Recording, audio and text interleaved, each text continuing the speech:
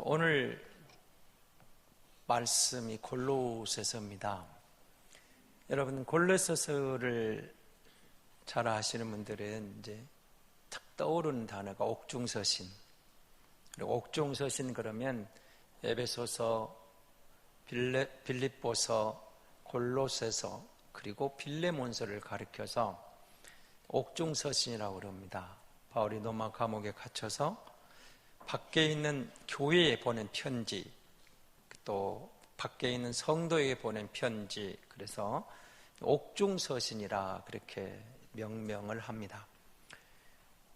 그런데 여러분, 골로새서를 여러분 집에 가서 한번 1장을 한번 읽어보시면 바울은 골로새서를 그렇게 시작합니다.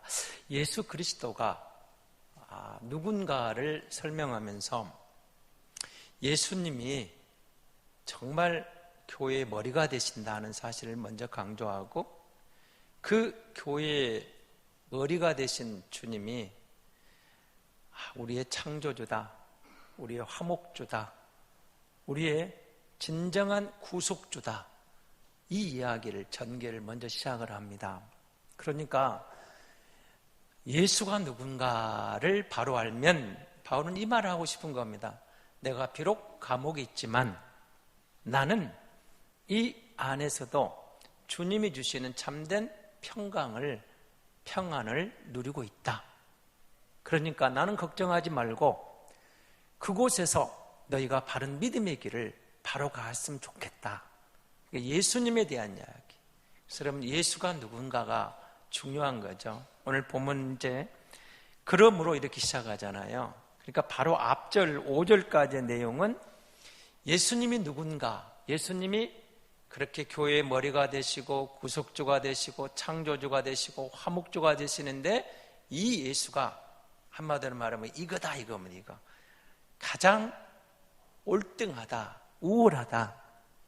제가 여러분이 늘 강조드립니다마는 예수님이 최고다, 예수님이면 충분하다, 예수님이면 더 이상 뭐가 필요 없다, 구약의 그 많은 제사도 예수의 희생양으로 끝났다, 예수 믿으면 구원받는 이거 얼마나 우리가 감사한가를 누리라, 그 말입니다.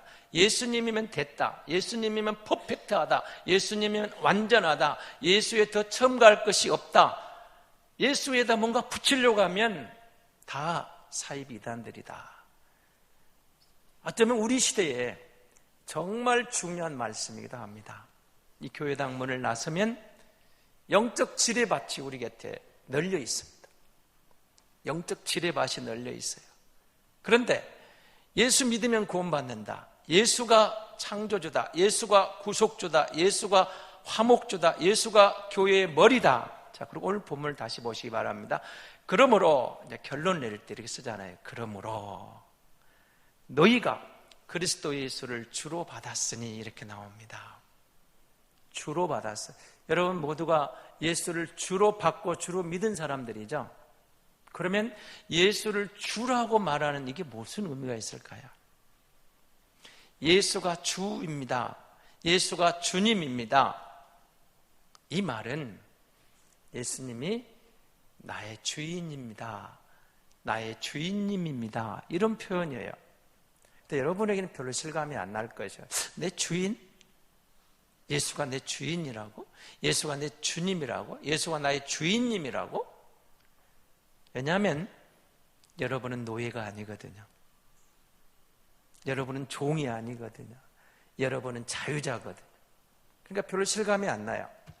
그러나 이 당시 노예 제도가 있던 그 당시 그 사람들에게 주라는 고백은 어마어마한 의미가 담겨 있는 겁니다.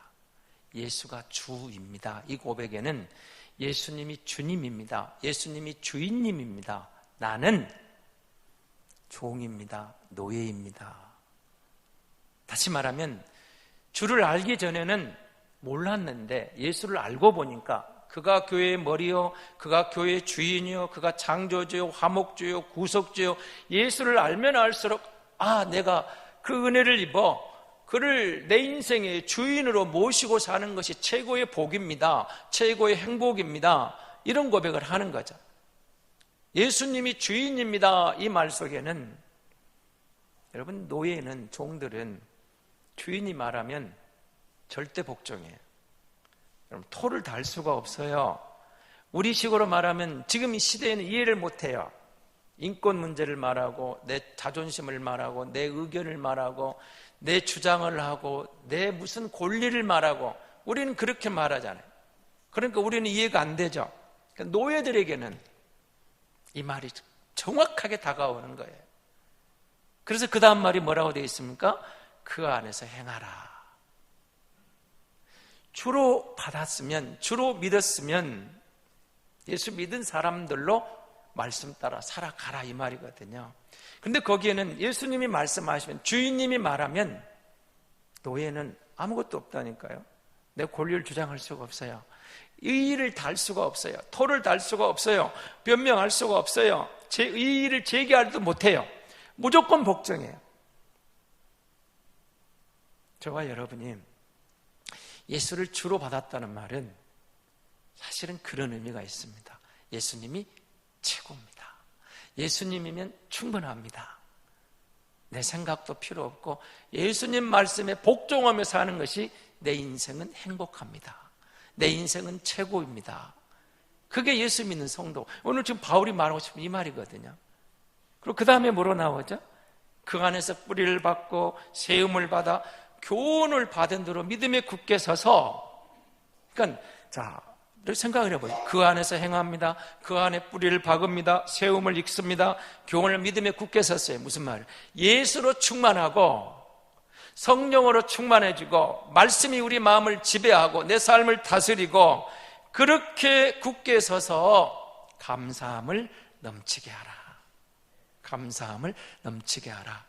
사실은 이 설교가 다음 주 설교인데 우리가 새생명 전도잔치이기 때문에 전도 설교를 그때 하기로 하고 초청 설교를 하고 오늘은 이 감사 설교를 먼저 하게 됩니다. 감사를 넘치게 하라. 어떻습니까? 오늘 예배하러 오신 성도 여러분, 여러분 집을 나서면서 감사하는 마음으로 나섰습니까? 즐거운 마음, 기쁜 마음, 감사하는 마음. 아니면 예배하고 있지만 여전히 내 마음에 답답함이 있고 불평할 것도 있고 원망할 것도 있고 뭔가 세상짐을 다 짊어진 사람처럼 마음에 별로 기쁨도 없이 앉아 있습니까? 감사할 수 있다. 근데 여러분, 감사는 감정적인 겁니까? 의지적인 겁니까? 조금 헷갈리려고 그러시죠? 사실은 감사하다는 말은 감정이 담겨 있는데 의지적인 결단입니다. 감정과 의지가 결합돼서 감사하는 마음이 나오게 되어 있거든요. 그래서 여러분, 우리가 감사한다 할 때 이 의지 결단이라는 말을 마태복음 12장 13절을 한번 같이 한번 보겠습니다. 마태복음 12장 13절입니다. 같이 보겠습니다. 이에 그 사람에게 이르시되 손을 내밀라 하시니 그가 내밀매 다른 손과 같이 회복되어 성하더라. 마태복음 12장에 나와 있는 이 말씀은 지금 손 마른 사람을 안식일에 예수님이 만나서 그 손을 고쳐주는 장면입니다. 당시 바리새인 종교 지도자들은 안식일에 병을 고치는가 지금 시비거리를 찾고 있는데 손이 말랐어요.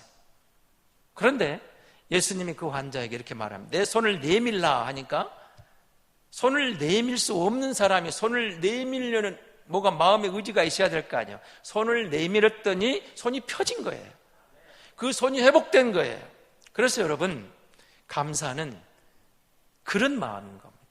우리가 하나님을 놓쳐버리니까 여러분 진정한 감사를 잃어버렸어요. 로마서 1장 21절은 그래서 이런 말을 써놨습니다. 바울이 로마서 1장 21절입니다. 같이 봅니다. 하나님을 알되 하나님을 영화롭게도 아니하며 감사하지도 아니하고 오히려 그 생각이 허망하여지며 미련한 마음이 어두워졌나니. 하나님을 알아요. 믿는다 해요. 그런데 하나님께 영광을 돌리지도 않고 감사하지도 않고 미련해져서 마음이 허망해져요. 감사가 안 나온다는 거예요. 왜 그랬을까요? 우리는 감사할 조건을 찾다 보니까 그 감정이면 감사의 조건을 찾다 보니까 감사할 조건이 안 보였을 때 감사가 안 나오더라는 거예요. 그런데 손 마른 사람을 고쳐주신 주님이 하신 말이 그겁니다. 내 손을 내밀라 했더니 내밀었더니 그 손이 펴진 것처럼 우리가 결단하고 감사했을 때 감사하는 사람들에게 감사가 나오더라는 거예요. 감사함으로 넘치게 하라. 이건 명령이거든요. 바울이 데살로니가에 같은 말을 하죠. 범사에 감사하라. 그렇죠. 범사에 감사하라. 저는 예수 믿고 범사에 감사하라면 사실 처음에 정말 이해가 안 됐어요. 여러분 이해가 됩니까? 쉬운 말로 저와 여러분 인생 맨날 꽃길만 걸었냐고요. 고난의 길, 힘든 길을 걸었는데 꽃길 걸을 때야 감사할 수 있는 누구나 다 하는 거예요. 힘들 때, 어려울 때, 정말 위기 가운데서 지쳤을 때, 포기하고 싶을 때 무슨 감사가 나오냐고요. 그런데 여러분 범사에 감사하라 이 말은 꽃길 걸을 때나 고난의 길을 걸을 때나 범사죠. 범사는 그럼 항상이란 말이에요. 어떤 순간에도 감사하라. 우리 본성으로는 동의가 안 돼요. 저도 이해가 안 됐어요. 정말 동의가 안 됐어요. 찬성할 수가 없었어요. 동의가 안 됐던 거예요. 저를 전도한 선배가 어느 날 그 시외를 가다가 교통사고를 당했어요. 시내버스, 그 당시 시외버스가 굴러가지고 연락이 왔습니다. 교통사고 당했다고. 그런데 이제 친구랑 가는데 그때 전화해서 들려오는 소리가 안 됐습니다. 어떻게 해요? 걱정하는 나를 향하여 그 선배가 하는 말이 딱 한마디였습니다. 감사해야지.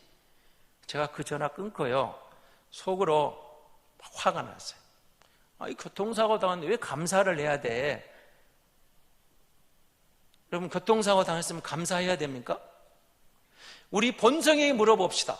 사람의 본 감정에게 물어봅시다. 사고를 당했어요. 지금 질병이 얻어 터지고 있어요. 어떤 병 진단을 받았어요. 감사가 나옵니까? 나올 수가 없어요. 감정적으로. 우리의 의지로 그게 안 되는 거예요. 그런데 그 선배가 병원에 갔더니 이렇게 말하는 겁니다. 내가 처음에 따졌거든요. 뭐가 감사해, 형? 그랬더니 안 죽어서 감사, 많이 안 다쳐서 감사, 다시 너를 볼 수 있어서 감사. 이러시는 거예요. 근데 그때는 제가 세례받은 지 1년 될 때였거든요. 도저히 이해가 안 됐습니다. 말도 안 되는 소리 하지 마. 고민이 됐어요. 내가 이런 하나님 믿어야 되나? 진짜 정말 그런 고민까지 왔습니다. 그런데 나중에 그 형의 말이 이해가 되더라고요.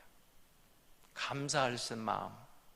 여러분 우리가 손을 내밀라 할 때 순종했더니 그 마른 손이 펴진 것처럼 우리가 불평하고 원망하며 말라붙은 감사의 감정들이, 감사의 의지력들이 말씀에 순종해서 감사의 마음으로 결단하고 감사하면 감사의 손이 펴지더라 그 말입니다. 그래서 그 말씀을 주님이 하시는 거예요.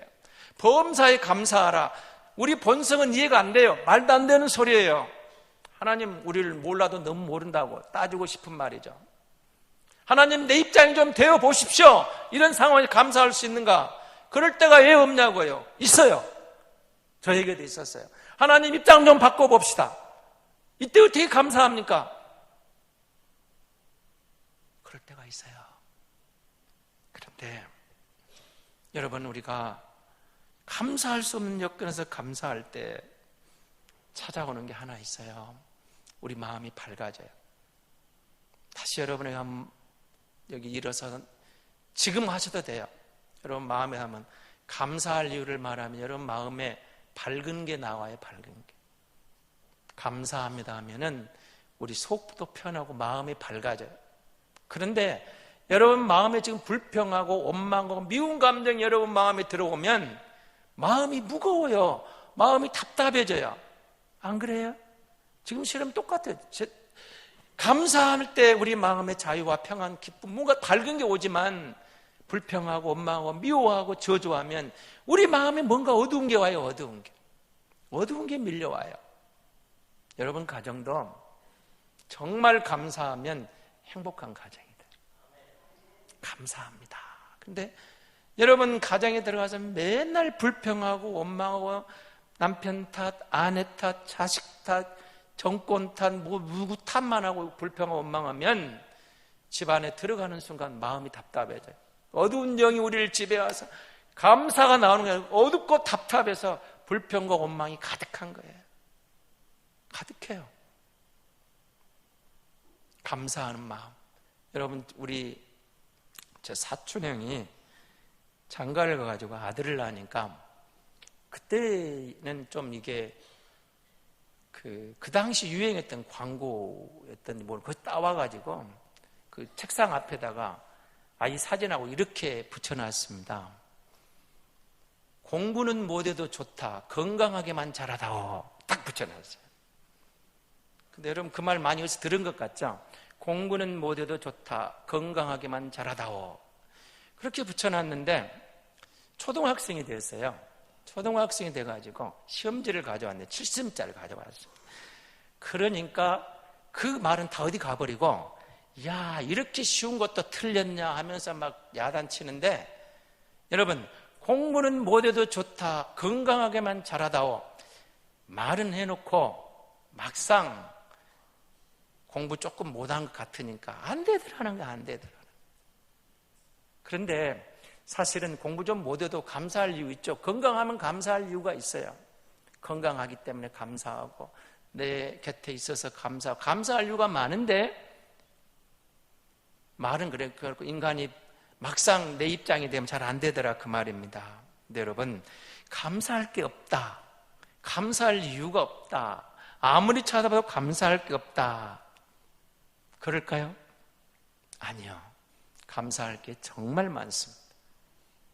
햇볕도 감사하고 공기도 감사하고 물 한 모금도 감사하고 오곡백과를 익은 들녘을 바라보며 감사하고 풍성한 과일에 감사하고 감사할 게 많은데 우리는 늘 비교하다 보니까 감사가 없어요. 감사가 없는데 여러분 우리가 매일 숨을 쉴 때 몇 번 정도 쉬는 줄 압니까? 한 23,000번 정도 숨을 쉰다고 그럽니다. 뭘 하죠? 숨을 쉬면서 이산화탄소는 내뿜고 산소는 들이마시겠죠. 이렇게 하는데 여러분 병원에 가시면 인공호흡기를 꽂고 계시는 어르신들 환자들 본 적 있죠? 왜 인공호흡기를 꼽아요? 숨을 제대로 못 쉬니까 산소를 기계를 통해서 공급해 주는 게 인공호흡기입니다.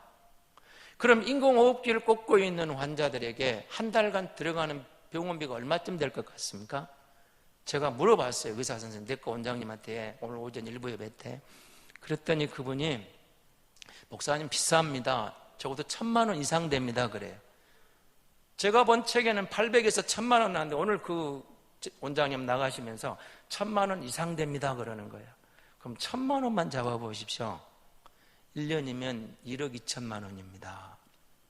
내가 숨을 쉬면서 인공호흡기를 꽂고 있었다면 1억이 넘는 돈을 내야 되는데 여러분 숨 쉬면서 돈 낸 적 없죠?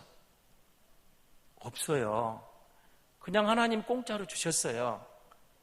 얼마나 이게 감사할 일이에요. 여러분 1년에 억이 넘는 돈이 내가 자연스레 호흡을 못하면 기계를 통해서 주면 억이 넘어간다면 여러분 70년 살았으면 70억 번 거예요. 그 이해가 잘 안 되십니까? 감사할 이유가 있는데 우리가 너무 비교하다 보니까 감사할 이유를 놓쳐버리는 거예요. 어마어마한 일입니다. 여러분 하나님께서 우리에게 주신 게 너무 많아요. 불평의 눈으로 보면 세상이 온통 불평할 게 많습니다. 불평할 게 많아요. 정말 많습니다. 그러나 감사의 눈으로 보면 세상에 온통 모든 것이 감사할 게 많아요. 감사할 이유가 돼요. 수도꼭지를 통해서 물이 나오는 것도 감사, 창문을 통해서 햇빛이 들어오는 것도 감사, 내 사랑하는 가족이 옆에 있는 것도 감사, 풍요로운 음식을 접할 수 있는 것도 감사, 자유롭게 예배당에 올 수 있는 것도 감사, 주님을 마음껏 예배에도 할 수 있는 방해꾼 없는 것도 감사. 모든 것 주신 걸 돌아보면 감사할 게 많아요. 근데 여러분, 감사의 비밀은 혹시 여러분 그 약수터 다녀보신 적 있습니까? 어렸을 때? 저는 그 약수터 갈 때 이렇게 통 하나 들고 가서 조금 빨리 가면 물을 빨리 길러오는데 늦게 가면 막 열댓 명 아니면 수십 명 줄 서 있을 때도 있어요. 근데 제가 그때 놀란 건 그거예요. 줄을 서 있으면서 한 번도 고민하지 않았어요. 오늘은 물 못 떠갈 거야 고민한 적이 없어요. 대신 이런 고민을 했어요. 좀 늦게 와서 시간이 걸리겠구나, 그런 생각은 했지 한 번도 오늘 물 못 떠간다고 고민한 적이 없거든요. 근데 신기해요. 그 옹달샘이 큰 것도 아니에요. 계속 퍼내는데 수십 명이 있어도 다 물을 가져가요. 계속 나와요. 퍼와도 또 나와요. 또 나와요. 신기하지 않아요? 하나님께서 주시는 감사가 그런 거예요. 우리 안에서 감사를 퍼내면 감사가 계속 흘러나오는 거예요. 흘러나와요. 감사의 열매가 나와요. 끝없이 나와요. 끝없이. 그냥 거기에 멈춰 있지만 퍼내면 퍼낸 만큼 우리 교회를 가득 채우고도 나는 감사가 나오더라, 그 말입니다. 약수터의 비밀, 감사의 비밀이에요. 감사의 비밀. 감사의 비밀. 그런데 여러분, 왜 우리가 감사하지 못할까요? 사실 우리말로 하면 이 은혜라는 단어가 헬라어로 카리스라는 단어입니다. 그런데 감사라는 단어는 유카리스티아라는 단어예요. 근데 딱 들어오는 게 있죠. 은혜라는 카리스에다가 유라는 접두어를 붙여놨어요. 여러분, 감사가 뭐냐고 지금 헬라어석으로 설명하냐면요, 은혜가, 이 유라는 접두어가 좋다라는 말이거든요. 은혜가 좋다. 그러니까 여러분, 자녀를 길러보셨으면 아시겠지만 자녀들이 언제 부모에게 감사할까요? 돈 줄 때입니까? 언제 감사합니까? 자식 낳아보면 저로 감사가 나오죠. 근데 뭘 줘서가 감사가 나온 게 아니고 부모의 은혜를 깨달으면 감사가 나와요. 정말 그래요. 부모의 은혜를 깨달으면, 내 부모를 다른 부모와 비교하면은 뭔가 감사 안 할 수 있는 조건이 있을지 모르지만 내가 그 부모의 은혜를, 우리 아빠가 이렇게 했겠구나, 우리 엄마가 이렇게 했구나. 그러니까 여러분, 아이를 낳다가 엄마 생각하고 울잖아요. 엄마, 친정 엄마만 생각하고 눈물이 나오잖아요. 우리 아빠도 내가 그때는 이해 못했지만 가장으로 힘들었겠구나. 그 아빠의 은혜, 엄마의 은혜, 부모의 은혜를 깨달으면 너무도 자연스럽게 자식이 부모에게 감사해요. 여러분이 감사합니다 전화 오는 거, 이놈이 오늘 철이 들었구나. 철이 든 거는 은혜를 깨달은 거예요. 은혜를 깨달은 거. 유카리스티아. 은혜를 깨닫고 보면, 하나님의 은혜를 체험하고 보니까, 하나님의 은혜를 깨닫고 보면 너무 좋은 거예요. 우리의 본성이 감사가 안 됐는데, 감사할 수 없었는데 하나님의 은혜를 경험하고 보니까 범사에 감사라는 그 명령이 감사할까 말까 선택하라는 게 아니잖아요. 명령형이에요. 감사하라. 감사가 넘치게 하라. 아니, 하나님 이게 말이 되는 소리냐 하는 그런 상황에서 감사하라 할 때 하나님의 은혜가 내게 넘치고 보니까 감사할 이유가 생기더라는 거예요. 하나님의 은혜를 경험하고 보니까 하나님의 은혜가 좋습니다. 하나님의 은혜가 감사합니다. 그러고 보니까 그 상황에서도 인간적으로는, 본성으로는 감사할 수 없었는데 보이지 않는 하나님의 자비로운 손길이 느껴지는 거예요. 그 말씀에 서서 보니까, 그 말씀으로 재해석해 보니까, 그 상황을 되돌려 보니까, 말씀으로 풀어 보니까 이것도 하나님의 은혜였던 거예요. 그래서 눈에 보이는 생각대로 하면은 감사 안 됐는데 그 은혜를 경험하고 보니까 그 상황이 감사가 되더라는 거예요.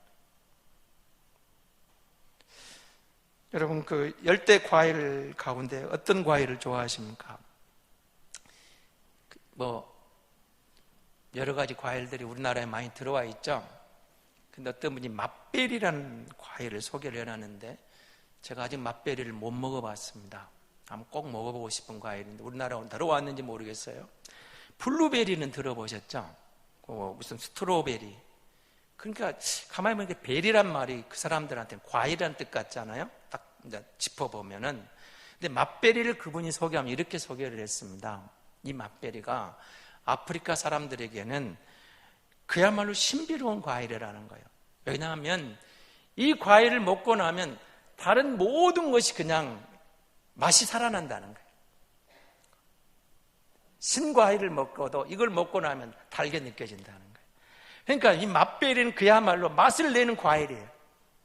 어떤 상황, 어떤 과일을 먹어도 이 과일을 먼저 먹고 나면 실은 신 것, 단 것, 짠 것, 이렇게 소용없고 다 맛이 난다는 거예요. 맛베리. 혹시 드셔보신 분 있습니까? 저는 아직 안 먹어봤으니까 드셔보셨으면 다음 주에 딱 하나 갖고 오셔야 됩니다. 그 맛베리가 모든 음식에 맛을 낸다 이렇게 되어 있어요. 그렇다면 저와 여러분 예수 믿는 성도인데 우리 신앙에 맛베리 역할을 하는 게 있다는 거죠. 그것이 감사예요. 감사. 여러분, 하나님의 은혜를 바라보고 은혜가 너무 좋아서 감사했더니 모든 신앙이 살맛 난 거예요. 살맛 나는 거. 신앙에 맛이 있어요. 말씀이 맛이 있어요. 기도가 재미가 있어요. 예배가 즐거워요. 다음 주일 전도, 새생명 전도 부담이 아니라, 그래, 감사함으로 하면은 다가가기 어려운 이웃에게 초청장을 주는 마음이 생기더라는 거예요. 감사함으로 나아가면 감사가 넘치게 하라. 감사가 넘치게 하라. 예수 믿는 성도에게 이 감사가 넘치게 하라. 여러분, 아무리 생각해도 범사에 감사한 말은 제가 말씀드린 대로 이건 이해가 안 되는 말이죠. 근데 정말 은혜를 깨달으면 은혜가 너무 좋아서 감사하지 못할 게 없더라 그 말입니다.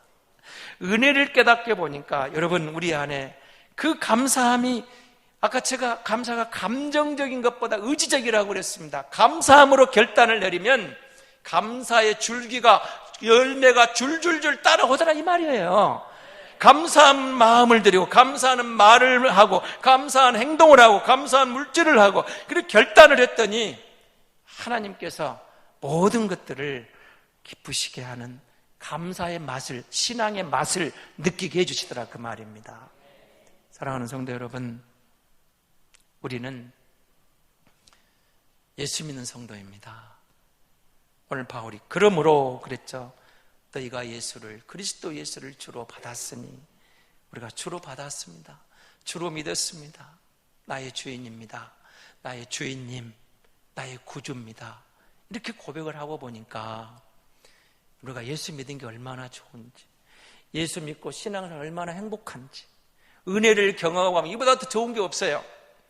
여러분, 바울이 고백한 것처럼 다 뺏어가도 이 은혜를 경험하고 보니까 예수 안에 있는 게 얼마나 행복한지, 다른 건 다 빼앗겨도 예수 안에 있는 건 뺏어가지 못하잖아요.